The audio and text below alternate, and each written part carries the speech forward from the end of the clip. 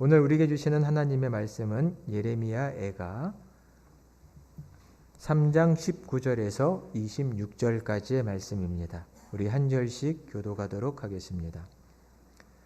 내 고초와 재난, 곧 쑥과 담즙을 기억하소서.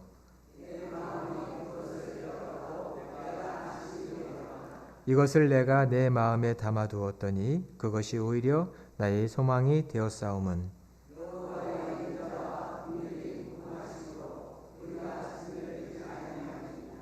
이것들이 아침마다 새로우니 주의 성실하심이 크시도소이다.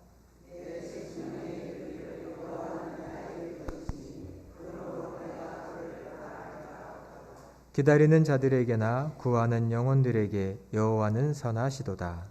사람이 여호와의 구원을 바라고 잠잠히 기다림이 좋도다. 아멘. 할렐루야. 오늘도 주님의 말씀이 우리에게 새 믿음과 결단 주시기를 간절히 축원합니다. 우리가 그동안 계속해서 시리즈 설교를 해오고 있습니다. 첫 시간은 시기심, 그 다음은 열등감, 분노, 지난 시간에는 수치심에 대한 이야기를 함께 나눴습니다. 오늘은 하나님 앞에서 우는 자라는 제목으로 애도와 슬픔에 대한 이야기를 여러분과 함께 나눠보려고 합니다.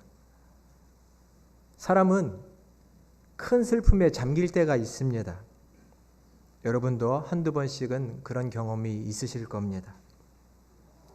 도대체 이 슬픔이 나한테 떠나지를 않습니다. 그 슬픔에 그냥 꽉 사로잡혀서 벗어나기가 쉽지 않았을 그런 경험들이 한두 번쯤은 있으셨을 겁니다. 또 누군가가 내 옆에 있는 사람이, 가족이 그런 슬픔에 거할 수 있습니다. 그를 지켜보다가 우리는 종종 이런 말을 하죠. 이제는 그만 잊어야지. 어서 기운 차려야지. 걱정하는 마음으로 하는 겁니다. 또 우리는 교회 공동체 안에서 슬픔에 잠긴 사랑하는 형제와 자매들에게 이런 말을 할 때도 있습니다. 그래도 믿음이 있으면 그 슬픔 이겨내야지. 기도하는 사람이 그렇게 오래 슬퍼하면 안 돼. 이런 말들도 하곤 하지요. 물론 틀린 말이 아니지만 이런 말들이 너무나 빨리 슬픔에 잠긴 자들에게 전해지면 그 사람은 혹 나는 왜 이 정도도 잘 극복하지 못하지? 믿음이 부족한가?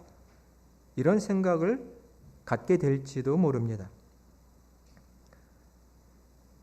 하나님께서는 성경에 이 슬픔이라는 마음, 감정을 그렇게까지 우리 안에서 막 몰아내야 된다. 빨리 떨쳐버려야 된다. 이렇게 말씀하시지는 않습니다. 물론 성경에는 기뻐하라, 즐거워하라라는 말씀이 있지만 우리에게 당한 상실로 인한 슬픔과 고통을 얼렁 털어버려. 이렇게 말씀하시는 건 아닙니다. 슬픔에 눈물을 흘리는 건 부끄러운 일이다 라고 말씀하시지 않으시지요. 성경을 읽어보면 시편의 많은 곳들이 하나님을 향한 눈물과 탄식의 시들입니다. 심지어는 성경의 한 책이 오늘 본문으로 택한 예레미야 애가는 눈물과 탄식의 노래입니다. 전체가 다. 사람은 감당할 수 없는 슬픔에 빠질 때가 있습니다. 그리고 그때 어떻게 울고 어떻게 말하고 어떻게 하나님을 붙들어야 하는지 오늘 예레미야 애가의 말씀은 우리에게 가르쳐 주십니다. 애도한다, 슬퍼한다는 것은요, 믿음이 없다는 것도 아닙니다.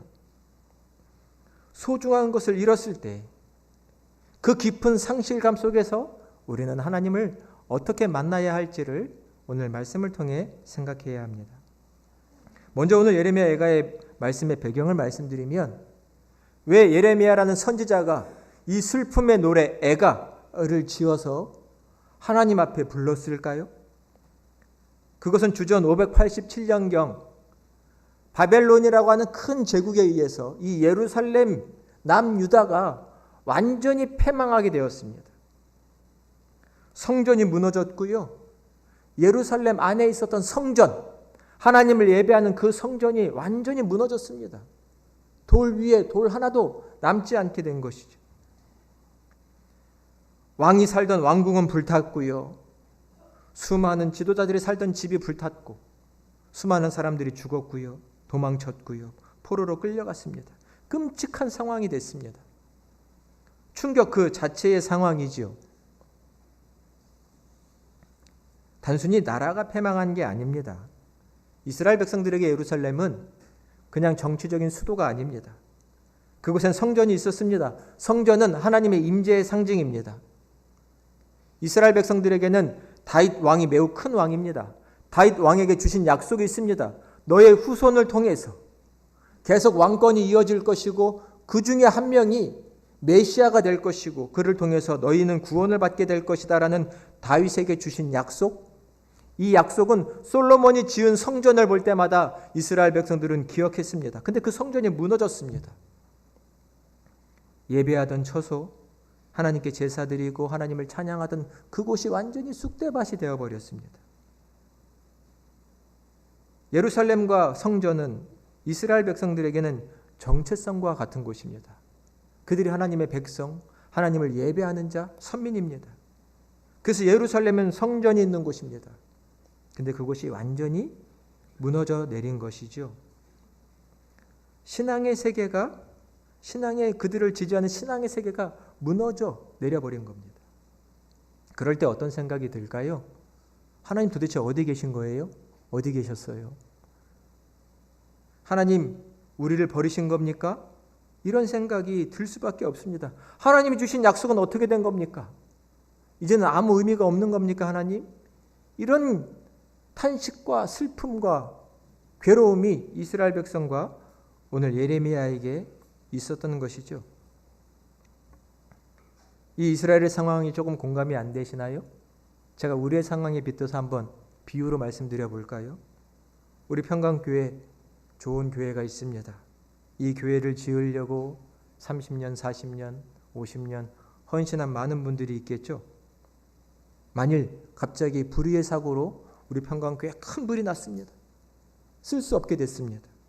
아니면 누군가에 의한 폭력으로 우리의 건물과 우리의 땅이 빼앗겨 이곳에서 예배를 드릴 수 없게 됐습니다. 내 인생에 수많은 시간을 여기서 눈물로 기도했고 예배했고 찬송했고 하나님의 말씀을 들었는데 이곳에 올 수 없게 됐습니다. 그러면 여러분의 마음이 어떠실 것 같아요? 그 상실감, 그 슬픔은 어떨까요? 지금 이스라엘 백성이 온 민족이 하나님을 예배하던 그 처소가 무너져 내렸고 파괴되었습니다. 살 수 없게 되었습니다. 수많은 사람들이 끌려갔습니다. 그 슬픔을 어떻게 이해할 것이냐라는 것이죠. 삶의 터전이 무너졌고요. 신앙의 상징이 사라졌고 백성 공동체의 자부심이 짓밟혔습니다. 더 이상 희망을 꿈꾸기 어려운 현실 속에서 슬픔과 눈물밖에는 나오지 않는 상황입니다. 분명 우리도 살다 보면 이러한 깊고도 큰 슬픔에 잠길 때가 있을 겁니다. 심리학자들은 말하는데요. 사람의 가장 큰 슬픔 중에 하나가 오랫동안 함께 인생을 동고동락해왔던 배우자를 먼저 떠나보낼 때 가장 큰 슬픔이라고 말합니다. 30년, 40년, 50년 내 옆자리를 지켜준 그 배우자를 잃어버렸을 때 갖게 되는 그 슬픔은 참 크다고 합니다. 건강을 잃어버려도 사람은 큰 슬픔에 잠기죠. 제가 병원에서 목회하는 동안 뜻하지 않은 사고로 장애를 입은 분들을 많이 만납니다. 어제까지만 해도 멀쩡하게 걸어 다녔는데요. 걸을 수 없게 됐습니다. 뜻하지 않게 젊은 청년들이 쩔뚝쩔뚝 걷게 됐습니다. 그 슬픔이 얼마나 클까요, 여러분? 어제까지만 해도 잘 볼 수 있었는데 갑자기 하루아침에 볼 수 없게 됐습니다. 그 상실감, 건강을 잃은 슬픔, 아픔, 그들과 대화하고 상담하는 게 제 일이었는데 참 쉬운 일이 아닙니다. 내가 평생 일해왔는데 갑자기 은퇴를 해야 합니다. 일이 멈춰집니다. 그때의 슬픔도 있지요. 나는 이제 더 이상 일할 수 없나? 내가 지탱해왔던 세계가 무너졌을 때 사람은 다양한 모습으로 슬픔에 잠기게 되어 있습니다. 그때 여러분은 어떻게 하셨나요? 오늘 예레미야는 이 슬픔을 말로, 노래로, 언어로 표현하고 있습니다. 먼저 오늘 본문 앞에 있는 1장 1절의 말씀을 우리 자막을 통해서 함께 봉독해 보겠습니다. 슬프다 이 성이여, 전에는 사람들이 많더니 이제는 어찌 그리 적막하게 앉았는고. 전에는 열국 중에 크던 자가 이제는 과부같이 되었고, 전에는 열방 중에 공주였던 자가 이제는 강제 노동을 하는 자가 되었도다. 아멘. 슬프다 이 성이여. 예레미야가 첫 단어가 슬프다입니다. 슬프다. 우리 한국말로도 애가 슬픔의 노래라고 말했지만 히브리어 성경을 보면요, 에카라는 말로 시작하는데 그 말 자체가 슬프다 어찌 이런 감탄의 말입니다. 탄식의 말입니다. 슬프다 어찌 이런 일이, 이런 얘기입니다. 그리고 그리 당한 상황들이 쭉 말해지고 있습니다. 그 참혹한 현실을 단순히 묘사하는 게 아니고요, 무너진 현실 앞에서 하나님께 던지는 탄식입니다. 하나님 어찌 내 슬픔을 보십니까? 어찌 이런 일이 있습니까? 1장 2절에는 밤에는 슬피 우니 눈물이 뺨에 흘렀다라고도 예레미야가 고백합니다. 잠도 오지 않습니다. 이 슬픔이 너무 커서 밤에도 눈물이 흘러. 이 상황, 이 고통, 이 잃어버린 현실을 보니 눈물이 내 뺨을 흐르고 있다라고 말하고 있습니다. 아주 이 슬픔을 실질적으로 하나님 함께 말씀드리고 있습니다. 실질적인 슬픔의 표현입니다. 오늘 본문으로 택한 19절을 보면요, 예레미야가 이렇게 말합니다. 내 고초와 재난, 곧 쑥과 담즙을 기억하소서라고 하나님께 말합니다. 내 고초와 재난, 이 상실의 슬픔을 예레미야는 쑥과 담즙으로 표현합니다. 쓴맛이죠, 쓴맛. 내가 겪고 있는 이 슬픔을 입안에서 느끼는 쓰디쓴 맛으로 예레미야는 표현하고 있습니다. 이 슬픔이 내 몸에 아주 실질적으로 남아서 잊을 수가 없는 겁니다. 이 상실의 기억이, 이 예루살렘을 잃어버린, 이 성전을 잃어버린, 내 백성을 잃어버린 이 슬픔이, 그 기억이 내 몸과 마음을 짓눌러 아래로 끌고 갑니다. 낙심하는 지경으로. 이런 슬픔의 경험들이 있으실 겁니다. 정말 그 슬픔에 사로잡혀 아무것도 할 수 없는 그런 상황 속에서 우리는 어찌 해왔습니까? 예레미야는 막연하게 슬프다라고 말하지 않고요, 그의 슬픔을 아주 구체적으로 오늘 성경에 노래하고 하나님께 탄식하고 있습니다. 우리가 한글 성경으로는 조금 이해하기 어려운데 예레미야 애가 3장은 전체가 66절로 되어 있습니다. 이것은 약간 구조가 있는 겁니다. 3절씩 22번을 곱하면 66절인데요. 22번이라는 것은 히브리 알파벳 자음이 22개입니다. 그래서 이 시편은 영어로 말하면 A부터 Z까지, A로 시작하는 절이 3개, B라는 자음으로 시작하는 절이 3개, 이렇게 반복이 되면서 66절로 되어 있습니다. 여러분 꼭 한번 읽어보시기 바랍니다. 예레미야는 의도적으로 우리가 당한 현실과 이 상실과 이 고통을 알파벳 A에서부터 Z까지 일일이 다 열거하면서 하나님께 노래하고 탄식하고 있는 겁니다. 우리는 큰 슬픔을 당하면 갑자기 생각도 정리가 안 되고 말도 정리가 안 되죠. 횡설수설합니다. 슬픔을 담겼을 때 내 생각이 정리가 안 되고 말도 이상한 말을 합니다. 제가 예전에 젊은 딸을 잃어버린 어머니의 모습을 본 적이 있는데, 교회를 다니는 분이셨는데요. 저분이 교회를 다녔나 싶을 정도로 이상한 말을 하는 걸 본 적이 있습니다. 말이 정리가 안 됩니다. 큰 슬픔에. 그럴 수 있죠. 근데 예레미야는 지금요, 하나님 앞에 애가를 만들어 부르면서 자기가 당한 슬픔의 모습들을 하나하나 열거해 가면서 처음부터 끝까지 그 모든 슬픔을 하나님께 다 아뢰고 있습니다. 우리는 우리가 큰 슬픔을 당했을 때 그냥 빨리 잊어버리자, 빨리 덮어버리자가 아니라 내가 당한 이 슬픔과 상실의 상황을 깊이 이해하고 하나님께 하나하나 말씀드려야 합니다. 내 마음이 어떠한지, 내 고통이 어떠한지를 하나님께 말씀드려야 합니다. 그리고 하나님의 음성을 들어야 합니다. 슬픔에 거한다는 것, 눈물을 흘린다는 것은 부끄러운 일이 아닙니다. 왜 우리가 슬퍼하나요? 인간의 심리를 보면 결국 애착과 상실의 반응이 있습니다. 무언가를 깊이 애착하고 사랑할수록, 그런데 그것을 잃어버리면 슬픔은 더 큰 법입니다. 많이 사랑했던 사람을 잃어버리면 당연히 더 많이 슬프고 괴롭지요. 상실의 고통은 애착의 깊이에 관계가 있는 것입니다. 당연하지요. 그래서 우리는 약해서 눈물을 흘리는 게 아닙니다.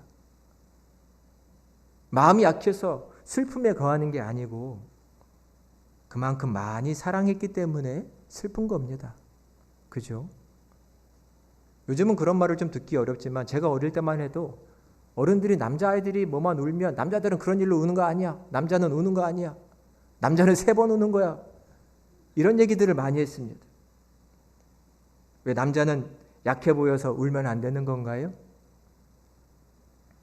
슬픔에 잠겼다, 눈물을 흘린다는 것은 약함의 표현이 아니라 내가 무언가를 그만큼 많이 사랑하고 아꼈다라는 거지요. 그런데 그것을 잃어버리니, 상실하니 슬픔 또한 클 수밖에 없는 것이죠. 근데 그 슬픔을 아무 일이 없던 듯이 잊어버리고 묻어버릴 수 있을까요?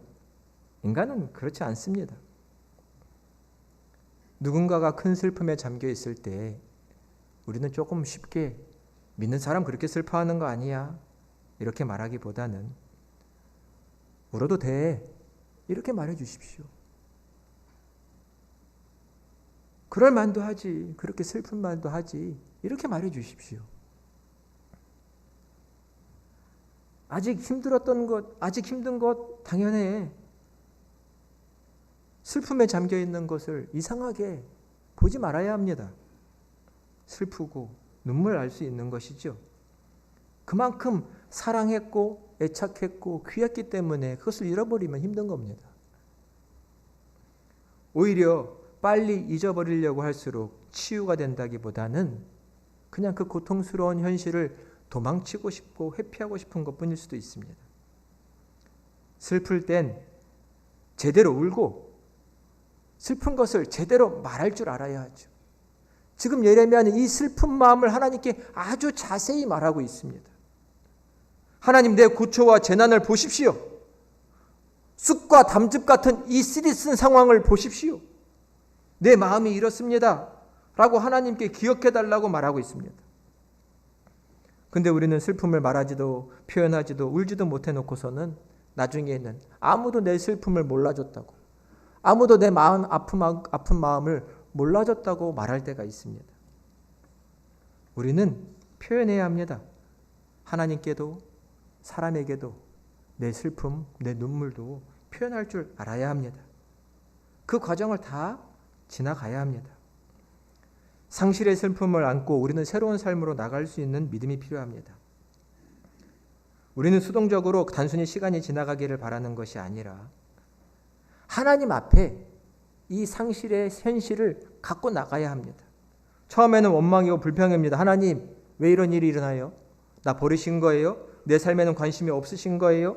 원망일 수도 있지만 하나님 앞에 내가 왜 이렇게 아픈지 슬픈지 하나하나 말하기 시작할 때 우리는 하나님의 눈으로 이 상황을 볼 수 있게 됩니다. 예레미야는 파괴된 그 현실을 하나님 앞에 하나하나 노래로 표현하면서 내가 얼마나 슬픈지, 어떠한 상황인지, 어떠한 마음으로 이 때를 보내고 있는지를 하나님께 노래했을 때 그는 그 다음 우리와 우리의 백성들이 어떻게 살아야 할지를 하나님께 묻고 기도하고 그 응답을 기다리게 되었습니다. 오늘 본문 21절과 22절의 말씀도 같이 한번 봉독해 보겠습니다. 21절과 22절입니다. 이것을 내가 내 마음에 담아 두었더니 그것이 오히려 나의 소망이 되었사오면 여호와의 인자와 긍휼이 무궁하심으로 우리가 진멸되지 아니함이니이다. 아멘. 이것을, 이 쓰디쓴 슬픔을 내 마음에 담아 두었더니 오히려 이것이 나의 소망이 되었다. 슬픔이 소망이 되었는데 어찌 그렇게 될 수 있나요? 22절에 보니 여호와의 인자와 긍휼이 무궁하시기 때문이다 라고 예레미야는 고백을 하고 있습니다. 슬픔에 잠기고 슬픔의 감정이 내 마음을 가득 채울 때가 있습니다. 떨쳐버리려고 해도 떨쳐지지 않습니다. 잊으려고 해도 잊혀지지 않습니다. 죄송한 말씀이지만 떠나보낸 자가 돌아오지 않습니다. 돌아오지 않아요. 그것은 현실입니다. 잃어버린 것 회복이 안 될 수 있습니다. 건강도 사람도 그건 어쩔 수 없습니다. 여전히 내 입술에 쓰디쓴 그런 맛입니다. 그 마음 그대로 하나님 앞에 두고 있었더니 중요한 건 하나님 앞에 두고 있다는 겁니다. 이 마음이 소망의 마음으로 바뀌었는데 여호와의 인자와 긍휼이 무궁하심을 깨닫게 되었기 때문이라고 말합니다. 즉 하나님을 기억하기 시작했습니다. 내 현실만 바라보고 내 고통만 바라보고 이 슬픔만 바라보고 있었는데 이것을 하나님 앞에서 생각하고 있자니 하나님이 보입니다. 그분이 어떤 분이시냐? 인자와 긍휼이 무궁하신 분이라는 겁니다. 여러분, 하나님의 인자와 긍휼이 정말 무궁하시다는 것을 여러분 아세요? 아세요? 신앙은 이게 답니다. 그분은 살아계시고 그분이 나를 얼마나 사랑하시고 얼마나 큰 긍휼로 대하시는지를 알아야 신앙을 아는 겁니다. 내 삶은 늘 손바닥 뒤집히듯이 여러 일들이 있고 기뻤다가 슬펐다가 즐거웠다가 분노했다가 여러 일들이 있지만 하나님의 인자와 긍휼이 무궁하시다는 것을 아는 사람은 그 슬픔의 마음을 잘 이겨나올 수 있는 것이죠.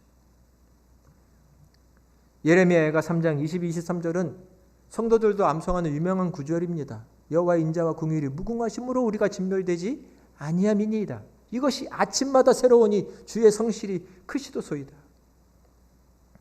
그러나 이 말은 하나님의 인자와 긍휼이 무궁하시다. 이 말은 날씨가 좋은 날 숲길을 산책하며 새소리를 들으면서 참 평안하고 좋다. 하나님이 나를 이렇게 복 주시니 좋다. 이런 감성적인 말이 아닙니다. 지금 예레미야 앞에는 성벽이 무너졌고 성전이 불탔고 왕궁이 무너졌고 수많은 사람들이 죽은 폐허의 현실이 있는데 예레미야는 지금 여호와의 인자와 긍휼이 무궁하시다고 말하고 있습니다. 어찌 이 폐허의 현실 속에서 그는 이렇게 고백할 수 있을까요? 이건 신앙이 아니고는 불가능합니다. 인자라고 말한 헤세드는 변함이 없는 사랑, 포기하지 않는 사랑, 불변하는 언약적인 사랑을 가리키는 말입니다. 하나님, 그 사랑이 변함이 없습니다. 이것을 아는 자는 참으로 복됩니다. 나를 향한 하나님의 사랑은 변함이 없습니다. 하나님은 나를 한 번도 포기하신 적이 없습니다. 이 사랑의 하나님이라는 게 보여지자 담즙과 같이 씁쓸한 그 현실과 슬픔이 소망으로 바뀔 수 있게 되었다는 겁니다. 자비, 긍휼, 히브리 말은 어머니의 뱃속과 태라는 뜻이 그 원어입니다. 자식을 품었던, 그리고 그 자식을 낳았던 자식을 향한 어머니의 마음은 깊은 연민이죠. 그 긍휼이 하나님께도 있고 그 긍휼로 나를 대하시니 내 슬픔에서 한 걸음 한 걸음 나올 수 있게 된다는 것.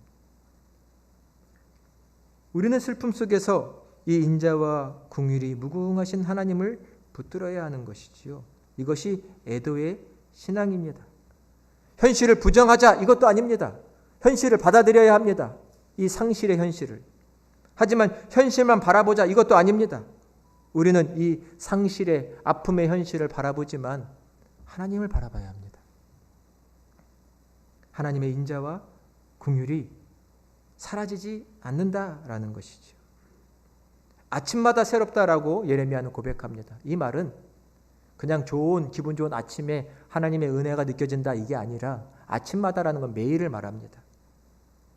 큰 슬픔 속에 잊어야지 하지만 그냥 갑자기 불뚝불뚝 내 안에서 이 고통과 슬픔이 막 일어납니다.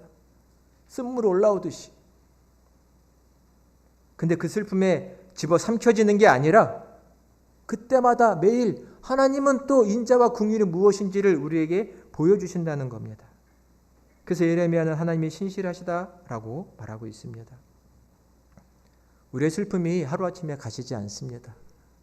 어찌 사랑하는 이를 잃어버렸는데 내 마음이 갑자기 손바닥 뒤집히듯이 뒤집힐까요? 안 됩니다.